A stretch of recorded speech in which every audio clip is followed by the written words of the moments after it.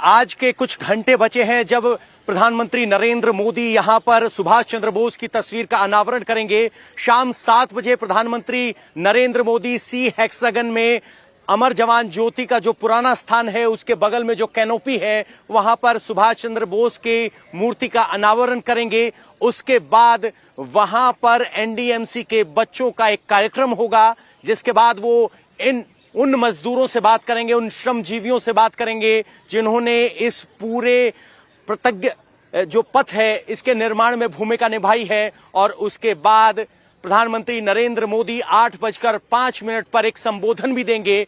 जिस तरीके से प्रधानमंत्री लगातार बात करते आए हैं कि हमें पराधीनता या कहें कि गुलामी के निशानों को मिटाना होगा।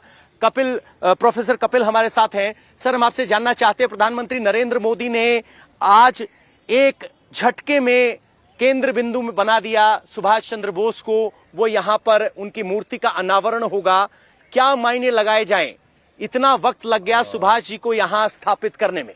देखिए 1968 में यहां से जॉर्ज को हटा दिया गया था, लेकिन 52 साल में भी जो सरकारें रहीं उन्होंने कभी यह निर्णय नहीं लिया कि हमारे किस महान क्रांतिकारी की मूर्ति यहां पे लगाई जाए। बहुत बड़ा मायने रखता है। राज चला गया था, राजपथ बना दिया गया।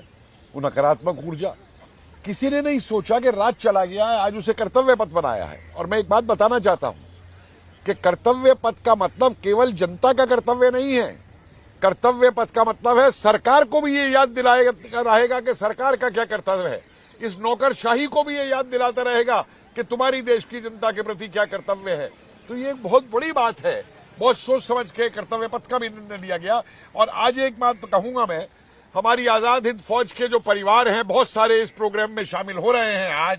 आज उनके लिए कितनी गर्व की बात है कि जिनके परिजनों को जेलों के अंदर तरसाया गया, प्रताड़ित किया गया, जिनको गोलियां मारी गई, जिनको टांग दिया गया जेलों के अंदर अंग्रेजों के द्वारा, या जिन्होंने बलिदान दिया देश की आजादी के लिए, जिनको पूछा तक नहीं गया। मतलब 1970 के दशक तक तो इनको देश के स्वतंत्रता सैनिक भी डिक्लेयर नहीं किया गया था। और आज वो जब मौजूद होंगे यहाँ पे तो हमें नहीं भूलना चाहिए कि 2019 में पहली बार स्वतंत्रता सेनानी इस परेड में शामिल हुए थे जो 26 जनवरी पर यहाँ होती है। तो सोचिए, आजाद हिंद फौज के लोग जब यहाँ शामिल हुए वो 2019 में हुए, कितने साल इंतजार करना पड़ा। पवन जी, मैं तो आज उस माउंट बेटन का वो कब्र के अंदर देखना चाहता हूं कि वो किस तरीके से करवटें बदल रहा होगा। उसने आजाद हिंद फौज के मेमोरियल को सिंगापुर में उड़वा दिया था, समझे आप। और आजाद हिंद फौज के लोगों को भारत की सेना में वापस नहीं लेने दिया था।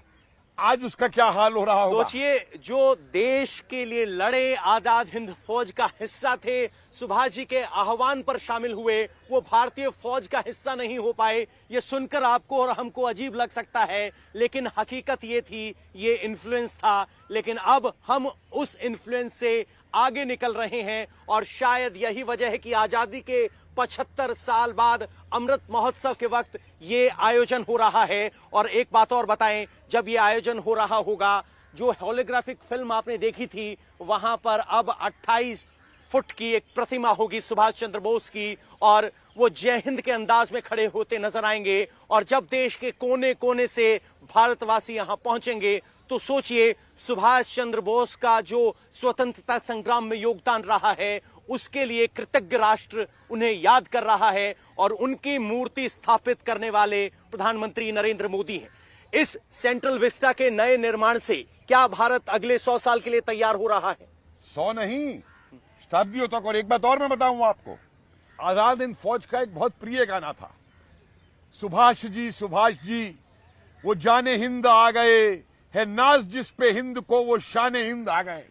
चर्चिल, माउंट बेटन, अंग्रेजों, आज देख लो कि जिस सुभाष ने तुम्हारी नींदें हराम की थी, जिस सुभाष को मारने के लिए चर्चिल ने ऑर्डर दिए थे 1941 के अंदर उनका कत्ल कराने के लिए, आज वही सुभाष भारतीयों का हृदय आज यहाँ पे मौजूद है। इंडिया टीवी हर वक्त हर जगह डाउनलोड करने के लिए सर्च करें India TV news Google play store या ऐप स्टोर पर।